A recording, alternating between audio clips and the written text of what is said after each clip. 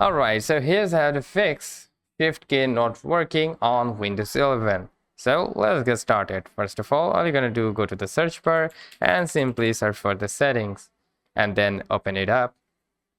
And then on the left side you will see the accessibility option. You need to just select that one, and then from here you need to scroll it down and open up the keyboard.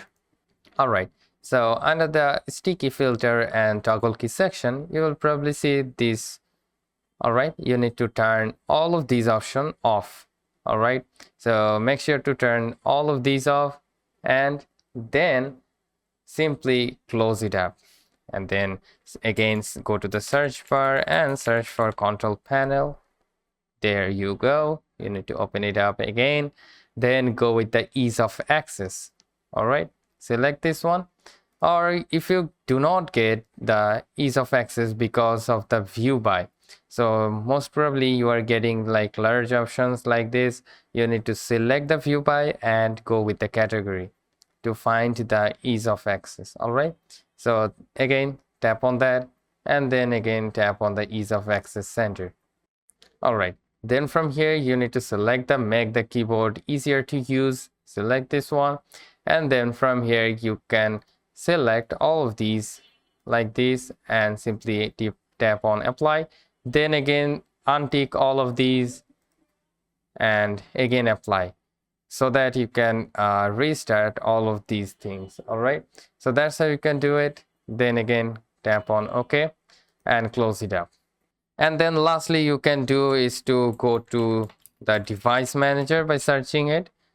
Here you go, you need to open it up, and then from here you will probably see the keyboards. Here is the keyboards. You need to right click on it.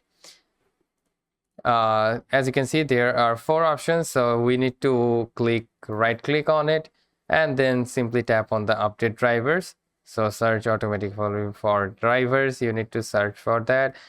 Do that for each of option like that and you will probably good to go.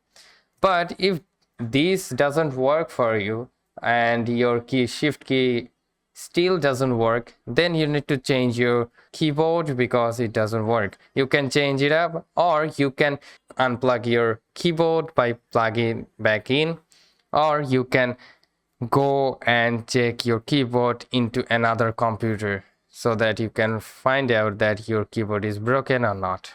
All right, so that's how you can fix. If not, then this whole video will solve the issue. All right, so hope this video helps. If yes, please leave a like and